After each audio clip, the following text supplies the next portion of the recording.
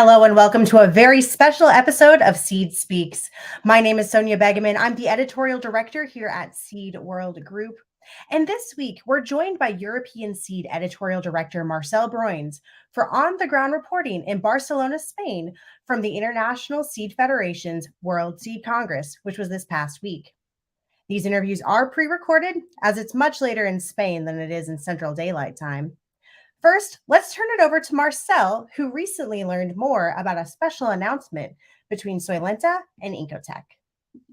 Jan and Hein, welcome. Thanks for sitting down with me in your, I'm sure, busy schedules. I believe you have some good news. Exciting news. Exciting news Yes. to share. Wonderful, because you're going to cooperate on the development of hybrid true potato seed. Congratulations. Yeah, and I'm really proud of this collaboration. Yes. Wonderful. Wonderful. But your companies have cooperated in the past. What sets the new collaboration apart?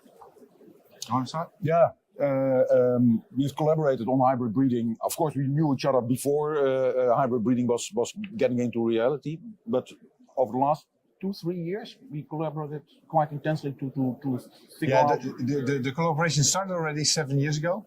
But yeah, things intensified over time. Of course, with coming closer to market, the questions became more apparent, and we intensified the cooperation. Yeah, and I think at the moment we are at the stage that we say, yes, we add value together. So how is the new collaboration going to contribute to the current ongoing food and nutritional crisis? Well, I think we are developing varieties which are robust for yield and resistant against all kind of diseases. But they are in these tiny little seeds. Incotec is basically doing the same, but from a different angle, and they fit more than nicely together. Yeah, I think what Hein is developing is a very powerful DNA, and not in all circumstances that DNA is fully coming to fruition. And we are unlocking all the potential which is in here. Yeah. And I think the collaboration is that so far it was two separate technologies, seeing if we just add it, if it works, it works. But now we think if we intensify the collaboration, that we can multiply. And that's much more interesting, obviously. So it's basically more opening each other's books to one another. We have all our own strengths. But to really understand each other, you need to be holding back nothing. You need to be able to, really intensify that cooperation, and that's why we've signed this agreement, and it's for the long term as well, and it's global because this is going to be a global success. I'm absolutely positive. Fantastic. Yeah, Fantastic. it's really nice. Congratulations. Yeah, thanks. I want to zoom in a little bit on the potato development, Hein. When you're creating new hybrid potato varieties, what traits do you select for? Yeah, as said, we were really looking for robust yield in all kind of environments, and next to that, to resistance against all kind of major diseases. And obviously, we cannot do everything at the same time. So there, also from that point of view, it's nice to have more instruments to tackle these big questions we are facing.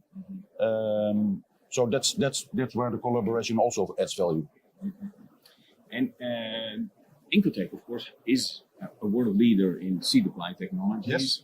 How have you adapted your technologies to fit with the potato seeds, the true potato seeds? Yeah, we have experience with a wide range of products, varieties, and every variety, every crop is different. So we had to learn how the DNA responds to our treatment, and we had to adapt some of that. So, we have now customized solutions, and we will continue to improve. Because as Hein will improve his genetics, that might mean also changes for us. And because one change might trigger another, that's why it's also important to be really close to one another. But guys, potatoes are not only grown in Europe and in North America, they're grown all over the world. Also in remote areas such as Africa, Asia, South America. How is this collaboration and your innovation going to impact those farmers in those remote areas? Well, we think from the still a little bit early results we have now from the trials, is that the combination will decrease the risk for the farmer, especially in the first 2 weeks.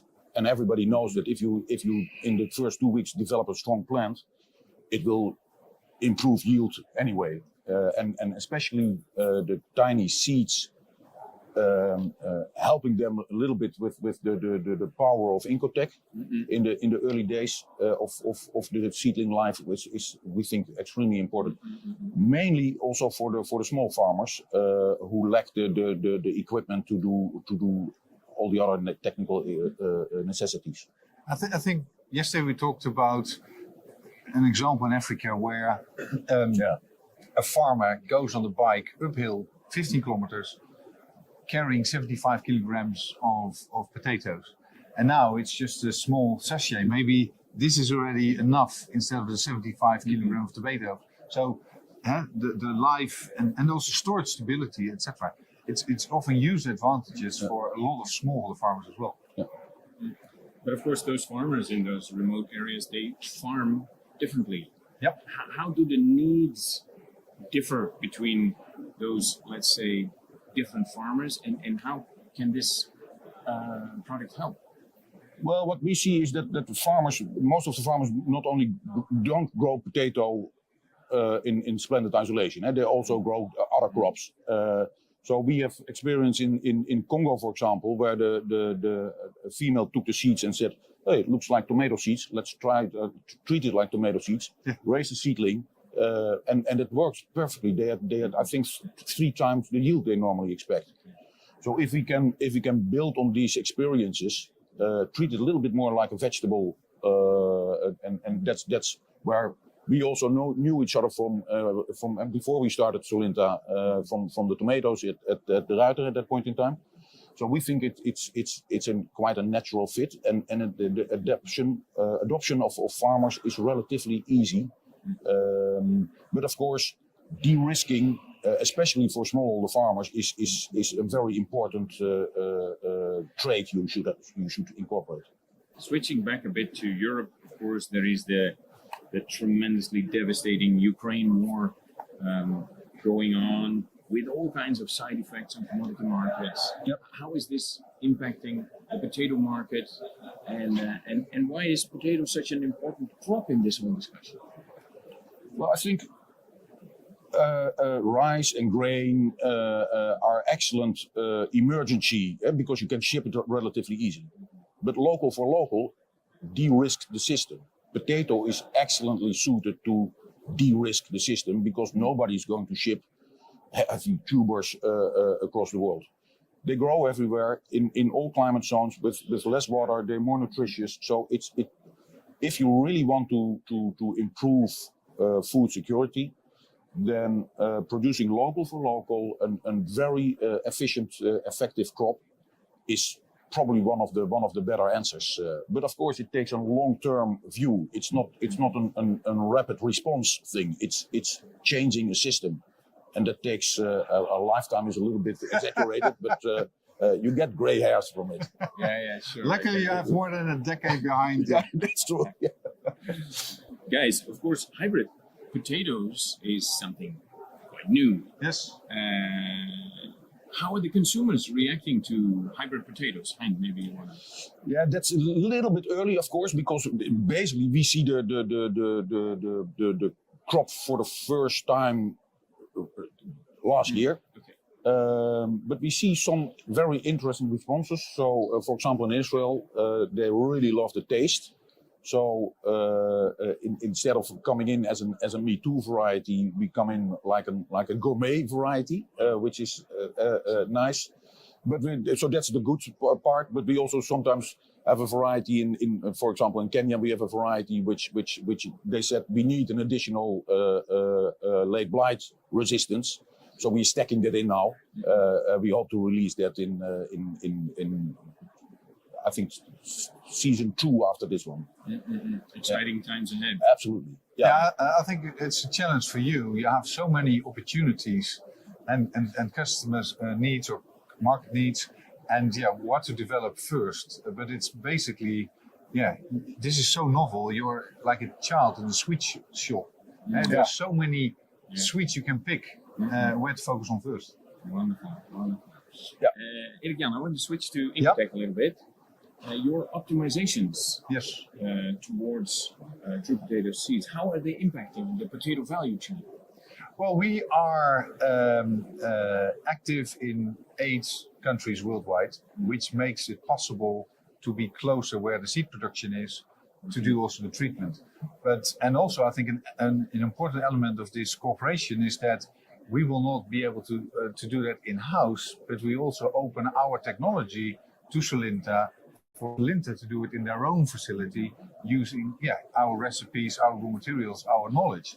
And that requires, a high level of trust, because everybody knows in the seed world, technologies and opening your intellectual property, which is very often not even patented, but it's trade secrets. Yeah. You need a high level of trust, and that's what we're doing. Sounds like a game changer, Jenna. I think it is. Yeah. We know it is. Looking at the future, what does the future hold in terms of innovation in potato breeding? I think, it will be unprecedented. All the tools and techniques we have developed over the last decades in all the different crops, whether it's corn or tomato, or now suddenly becomes applicable into potato because it's a diploid hybrid. And the same goes for the pelleting, but mainly even the priming possibilities. We think we can quickly adapt that to fit potato, so it will as a candy shop. Yeah, it's priming and spelling, but also we are working on other techniques to counter abiotic stress. Fast emergence is important. We see more drought nowadays. So how can we improve these seeds to make sure that the farmer has a better yield? And as you said, this is a staple crop. This is one of the most important crops to feed the world. And how often do you encounter that you have such a dramatic change from tubers to seeds? I've not seen it in my time yet. No, it's fascinating. Yeah, absolutely. Very exciting times ahead. Good luck, gentlemen. Thank you. And thanks for your time. Thanks for your time. Thank you so much, Marcel. What an exciting partnership. Now, before our next interview, I want to take a moment to highlight some coverage that you can find at seedworld.com from ISF's World Seed Congress. Recently, the International Seed Federation hosted a panel discussion to see how the seed industry could help future-proof regulations related to new breeding technologies. Bernice Lutsky, chair of the ISF Coordination Group on Plant Breeding Innovation, shared, "This is something we've been discussing at ISF, how best to future-proof and continue to have policies that are fit for purpose essentially. Government policies are always going to lag a little behind scientific advancement, but in this particular area, it's moving quite quickly." Now, there's a lot more to that story, but that's a little bit of a teaser. If you'd like to read more, be sure to check out the whole story at SeedWorld's website.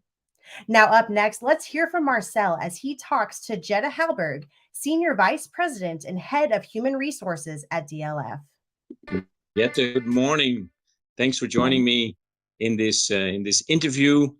You are Senior Vice President and Head of HR at DLF. And of course, your company, DLF, has, I believe, over 2,000 employees. Why is it so attractive to work in the seed sector? In general, I think it's an attractive business because we are doing something that's essential to the world, to the communities. I think that is a good driver for being attractive for employees. And I think we are part of the green agenda going forward, part of the solution to a lot of the world's problems. So I think that is also a key driver. Then I also think that the seed business and also DLF as a company has sort of the full value chain. We have very specialized R&D professionals that have a very, very strong also academic background that they are developing and pursuing also with us. Then we have the full value chain also of producing, processing seed, all the commercial activities, both to consumers, to wholesalers and others. And then we have all the distribution, supply chain activity, and all the staff functions. So I think for a company of just over 2,000 employees, DLF and also the seed business in general, we benefit from being a very we have the full value chain, and that I think is also an interesting feature as an employee. You meet a lot of different colleagues and get a lot of inspiration from people working with something that's totally different. So I do think we have a lot of things going for us to be an attractive employer, but I would say on all three dimensions, we can do much more in making that known. And being better at conveying the message about what kind of a workplace we are and what kind of a company we are and what kind of a business we are. Fantastic. A very diverse working environment. Yes. With lots of different niche fields, and to find something for everyone. Yeah, you meet a lot of people that are really different from yourself, have a totally different background, but you team up on this very essential business and value-adding business that we are part of. I think that is, if you like diversity and you like meeting people who are talking about something you maybe do not really understand, I mean, that is a source of inspiration, at least to me personally, but I also think to a lot of our employees. Wonderful. But of course, for a seed company, in fact, for any company, it's very important to be able to attract new people, to fill vacancies, and then once they're on board, to develop them. In your view, which are the best ways to attract and develop people? Yeah, I think we need to differentiate a lot between which functions we are talking about, because if we are talking about R&D, also, for example, field production, where it's very much the specialized people, I call them the family members. I mean, those that are close to the seed business, that have chosen a career within the seed business, either because they are educated within farming, agriculture and all that, or because they are academically pursuing a career within breeding and all that.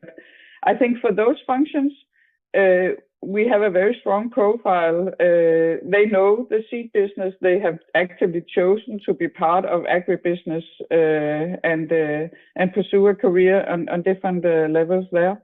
I think that's very much about making us professionally attractive, being part of what's happening within breeding, in agriculture in general, to be visible, to be part of the professional environment there. I think we are talking about something totally different if we are talking about commercial activities, and especially the staff functions, finance, IT, HR, supply chain also. The more generic staff functions, there we do not have the same kind of profile. I don't think the seed business, at least in Denmark, is very well known within those functions that are not directly connected to the core processes in the company. So I think we are talking about two very, very different situations when it comes to attracting employees. I think, as I said, driving the professional agenda with the breeders, agricultural educated people, that is the way to do it there, being a strong voice, a professional profile within those communities. But within the other functions, we have some way to go in terms of making the seed business known, and also to leverage on these features around the full value chain, the green agenda, the essential character of our business.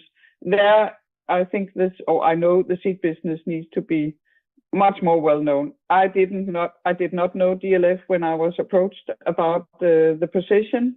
And I come from pharmaceuticals and other companies, having worked with HR, and people in general do not know the seed business, but whenever they're told the stories, they are really impressed and see a lot of potential for us being an attractive employer. But we need to, with those parts of those functions, we need to be much better at explaining what we are doing and why it's an interesting place to work. Fantastic. So, but these are a little bit, I would say, general Mhm. ways to attract and develop people. Now I'm going to pick your DLF brain a little bit and try to find out what special ways DLF is using Yes. to attract people and develop talents. Yes. I would say we're on a journey regarding that. We have been fortunate as a company for many years, and I'm also speaking about the different companies that we have acquired around the world, because we are a company that is very much sort of built on a number of acquisitions, and both the mother company, you can say, in Denmark, but also the companies that we have acquired have been very fortunate for many years that people have stayed with us, very loyal workforce. So our need to sort of be attractive and being able to attract and retain talent, that is something that is picking up now. So we are looking into a future that looks very different from what we have been used to. But I think our strong profile, each of the companies that have been present and is present around the world, have had a very strong, you can say, local platform with the core processes within breeding, within field production, the agricultural part. I think each of our units have had and do have a very strong brand locally. So people know us, and they know us for something good. They know we are an ambitious, professional, innovative company. So therefore, people who are within that business, they want to work for us. It's a totally different game when we're talking about the other functions, the staff functions, the ones that are not very specialized within the seed business. There, what we need to do is to make the business more known. So we are trying to brand ourselves in different ways, making us more visible on social media, making sure we use our current employees to tell the good story. We also really want to activate employees in activating their network. So it's a lot of different things, but in my view, we need to build on increased awareness. We need to do that in DLF. We have a lot of potential. I can just use my own experiences as an example. And then, of course, right now, the green agenda is really picking up. So therefore, as a company, you all the time, both right now, the green agenda is an advantage. I mean, we can really jump on the wagon there. On the other hand, we are also right in the middle of, a lot of activity in the labor markets around the world where we are competing. I mean, the activity in the labor market is very high. All companies find it difficult to attract and certainly need to review the way they do it and be innovative around that. And then especially if we are sort of coming a little bit from behind, where we, especially for some functions, also need to increase our visibility and the degree to which people know us. There we have even a bigger challenge. So it is really about increasing awareness, using all sorts of channels to do that. Also, our current employees have a good story to tell. That's why we have been working a lot with our global values and defining a new set of those that are sort of consolidating our values globally. Because when you want to attract employees, you need to have something to tell. It's not just about, putting up nice pictures or something. You need to have a story to tell. And that was something I could see when I came in. We lacked parts of the story to tell because employees are looking very much for the DNA of the company they want to work for. So therefore, features like values or employee testimonials and ambitions and targets and all that, that's what is important. As a company, you cannot just compose nice ads without content and then hope for that to make it. I mean, you need to have the content, and there in DLF, we needed some building blocks, and we are still developing some of those, because the story that you are able to tell is so key. It's not only about making nice ads. It needs to have content. So a lot of good advice in there, not just for DLF, but basically for any seed company. So exciting journey ahead. Good luck with the journey, and thanks for the interview, Jette. You're welcome. Thank you, Marcel and Jenna. Great insights into talent acquisition and how to tell the story of not only the seed industry, but of the company that you work for. Kind of leans into some of those hard truths about soft skills we've been talking about so much this season in Seed Speaks. I want to highlight yet another great story to check out from this year's World Seed Congress, and that is how to connect farmers into the seed industry. We have a story titled Seed Quality Improvement Relies on Farmer Feedback. That's on Seed World's website, where you can learn more from Simon Groot, who is the founder of East West Seed and the 2019 World Food Prize laureate. And he shared this with us. Seed is not just a low-cost, free-of-charge commodity. We have to show growers that seeds are far more. It's the real source of their income growth. That's the message we must bring farmers, and that will take time, training, and extension, because we have to see it, or they have to see it with their own eyes. Great insights from him. Be sure to check out that story and more at seedworld.com. And I want to highlight these interviews and story previews we provided are just a small glimpse of everything that happened at ISF's World Seed Congress this past week. Be sure to go to seedworld.com or europeanseed.com or our YouTube channel for more on-scene reporting, videos, and more coverage. Thank you again for watching this special episode of Seed Speaks from around the world in Barcelona, Spain, and tune in next week at 12 o'clock Central Time with host Mark Zinkowitz. For Seed Speaks, this is Sonia Begeman signing off.